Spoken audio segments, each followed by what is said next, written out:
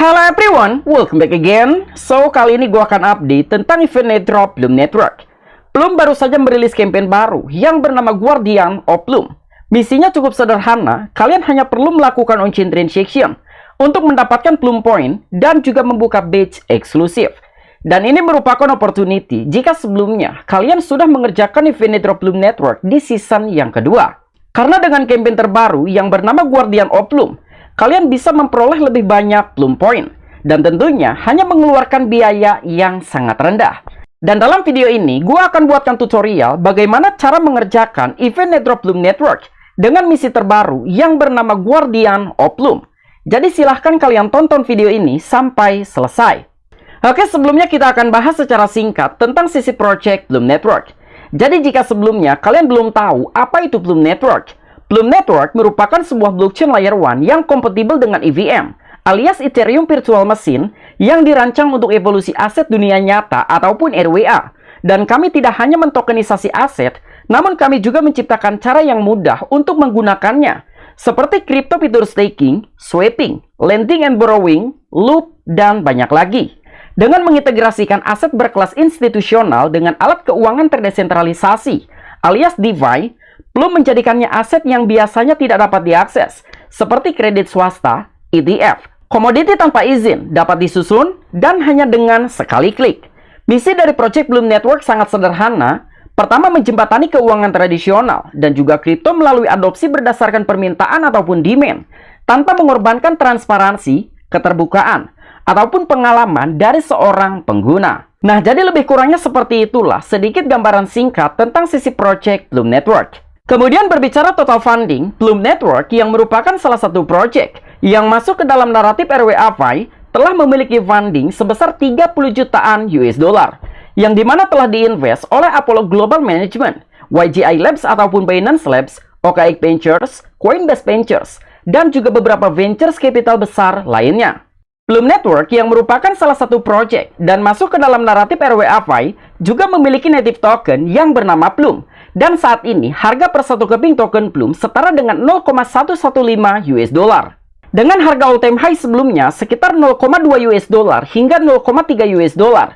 Namun dengan kondisi Bloom Network saat ini yang berada di angka 0,115 US dollar, ada suatu kemungkinan bahwa Bloom Network bisa back to all time high ketika alt season dimulai.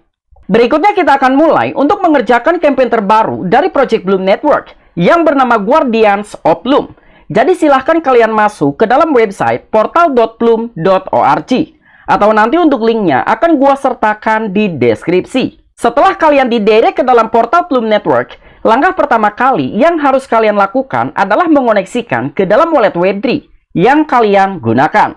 Kalian bisa menggunakan wallet MetaMask, Zerion, Coinbase Wallet, dan juga wallet-wallet EVM lainnya. Setelah wallet kalian berhasil terkoneksi di dalam halaman dashboard portal Bloom Network, di sini tersedia beberapa fitur seperti fitur Home, Bridge, Swap, Stake, Level Up, Explore, dan lain sebagainya. Namun kalian hanya berfokus ke dalam fitur Home. Nah, jadi di dalam fitur Home ini kalian bisa melihat aset balance, Bloom Points, Spin Stake, dan lain sebagainya. Namun kalian hanya berfokus ke dalam salah satu campaign yang baru saja dirilis yang bernama Guardians of Bloom. Dan cara berpartisipasi dalam campaign Guardian of Bloom, kalian cukup klik banner ataupun halaman participate. Oke, di sini kita klik participate. Setelah halaman campaign terbuka, di sini ada sebuah panduan join the movement, earn rewards, unlock badge, and make every transaction. Intinya, satu-satunya cara dalam berpartisipasi campaign Guardian of Blooms, kalian harus melakukan transaction, kemudian yang kedua climb the tiers, dan yang terakhir earn rewards. Jadi tidak ada cara apapun selain kalian harus melakukan on-chain transaction. Dan sampai sejauh ini, gua sudah menyelesaikan 300 transaction dengan menduduki tier 4 yang bernama Guardian Champion. Dan hanya membutuhkan 86 kali transaction untuk mencapai tier kelima. Kemudian silahkan kalian scroll down untuk melihat dari beberapa tingkatan ataupun tier-tier yang sudah disediakan, mulai dari tier pertama, kedua, ketiga, dan seterusnya. Oke, silahkan kalian scroll down. Nah, jadi untuk mencapai tier pertama yang bernama Guardian Initiate, kalian hanya perlu melakukan 20 kali transaksi, maka kalian berhak untuk mendapatkan 500 Bloom Point dan juga satu badge eksklusif. Kemudian untuk mencapai tier kedua yang bernama Guardian Protector, kalian wajib menyelesaikan transaksi setidaknya 100 kali transaction. Maka kalian berhak untuk mendapatkan 1000 Plum Point dan juga badge eksklusif. Begitu juga dengan tier yang ketiga, keempat, dan juga tier yang kelima. Jadi gua harap kalian mengerti bagaimana cara berpartisipasi dalam campaign terbaru dari Project Plum Network yang bernama Guardians of Plum. Berikutnya gua akan infokan beberapa dapps dengan biaya paling rendah agar kalian tidak harus membakar uang cukup banyak. Oke, jadi silahkan kalian klik fitur Explore.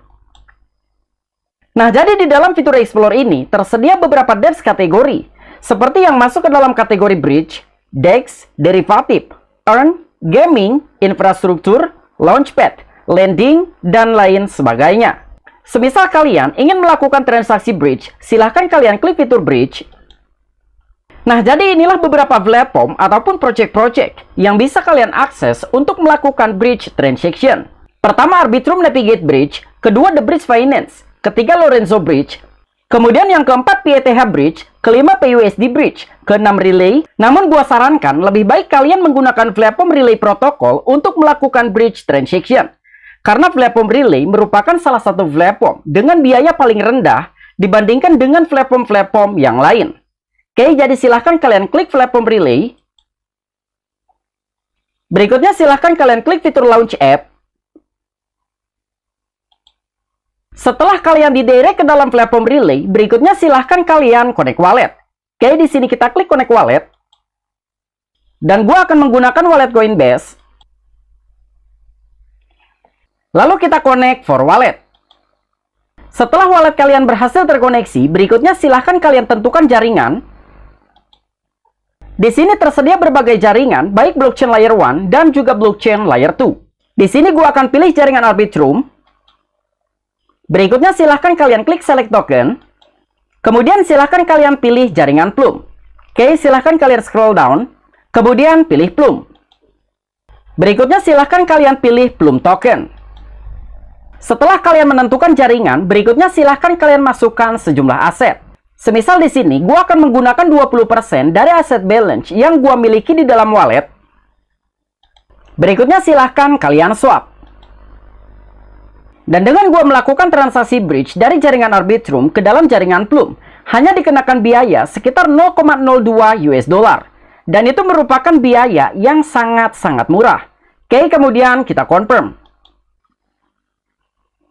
Nah, jadi kita baru saja berhasil untuk melakukan bridge transaction menggunakan platform Relay. Kemudian kita back to dashboard. Kemudian kita pilih kategori DEX. Nah, jadi untuk beberapa dapps yang masuk ke dalam kategori DEX, pertama ada Ambient, kedua Camelot, ketiga Cure Finance, keempat ada Izumi, kelima ada Rooster, dan yang terakhir Stratos Exchange. Namun untuk melakukan transaksi swap di dalam DEX kategori, kalian bisa melakukan transaksi menggunakan platform Ambient dan juga Izumi. Karena dari kedua dapps tersebut merupakan dapps dengan biaya paling rendah dibandingkan dengan beberapa dapps yang lain. Di sini gua akan contohkan untuk melakukan transaksi swap menggunakan platform Ambient. Oke, kita klik Ambient. Berikutnya kita pilih Launch App. Setelah kalian didirect ke dalam platform Ambient, silahkan kalian connect wallet. Oke, di sini gua akan pilih Coinbase Wallet. Kemudian kita connect for wallet. Setelah wallet kalian berhasil terkoneksi, berikutnya silahkan kalian klik fitur swap. Berikutnya silahkan kalian pilih token yang akan kalian transaksikan. Semisal di sini, gua akan melakukan transaksi ataupun pertukaran dari token Plum ke dalam stablecoin PUSD. Berikutnya silahkan kalian masukkan sejumlah aset. Semisal di sini, gua akan melakukan transaksi sebanyak 5 token Plum. Dan gua akan mendapatkan sekitar 0,57 sekian stablecoin PUSD. Berikutnya kita confirm. Oke, kemudian kita klik submit swap. Dan di sini kita akan dikenakan biaya sekitar 0,13 Plum token. Oke, kemudian kita confirm. Nah, jadi kita baru saja berhasil untuk melakukan transaksi swap di dalam platform Ambient. Jadi silahkan kalian lakukan transaksi sebanyak 10 kali hingga 20 kali per hari. Kemudian kita back to dashboard. Berikutnya kita akan pilih berbagai dapps yang masuk ke dalam lending kategori. Oke, kita klik fitur lending. Nah, jadi inilah beberapa dapps yang masuk ke dalam lending kategori. Totalnya ada 9. Pertama Avalon Labs, kedua Layer Bank, ketiga Morpho, Royco, dan lain sebagainya. Namun seandainya apabila kalian ingin melakukan transaksi lending and borrowing, silakan kalian gunakan platform Avalon. Karena Avalon Labs merupakan salah satu platform dengan biaya paling rendah dibandingkan dengan beberapa platform lending and borrowing lainnya. Oke, jadi kita klik Avalon Labs.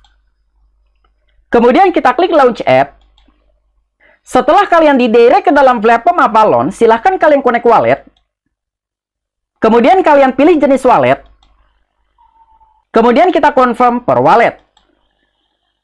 Setelah wallet kalian berhasil terkoneksi, berikutnya silahkan kalian pilih jenis aset yang ingin kalian pinjamkan. Semisal di sini, gua akan meminjamkan stablecoin PUSD. Oke, jadi kita akan pilih Plum USD. Berikutnya kita supply. Oke, di sini kita akan switch network. Kemudian kita switch network per wallet. Lalu silahkan kalian masukkan sejumlah aset. Semisal di sini, gua akan meminjamkan sekitar 1 stablecoin PUSD. Kemudian silahkan kalian klik supply. Berikutnya kita confirm per wallet. Nah, jadi kita baru saja berhasil untuk meminjamkan sekitar 1 stablecoin PUSD. Oke, kemudian kita close. Berikutnya silahkan kalian klik borrow untuk meminjam aset yang sudah disediakan. Kemudian silahkan kalian masukkan sejumlah aset. Semisal di sini, gua akan meminjam sekitar 1 stablecoin PUSD, kemudian kita borrow. Nah, jadi sepertinya platform sedang terjadi trouble ataupun ada sedikit masalah sehingga gua tidak bisa untuk melakukan transaksi borrowing. Intinya, silahkan kalian lakukan transaksi. Pertama, kalian melakukan supply transaction. Kemudian yang kedua, silahkan kalian lakukan borrow transaction. Dan yang terakhir, silahkan kalian lakukan repay transaction. Nah, jadi itulah beberapa dApps yang bisa kalian gunakan untuk melakukan on-chain transaction dengan biaya paling rendah. Pertama Relay Protocol, kedua Izumi, ketiga Ambient, keempat Spice Protocol, dan yang terakhir Avalon. Oke, mungkin itu aja tutorial yang bisa gua sampaikan dalam mengerjakan campaign Guardians dari event Airdrop Bloom Network. Apabila kalian memiliki opini ataupun pendapat pribadi, silahkan discuss di kolom komentar. See you next time video. I'm Vicky, back to you.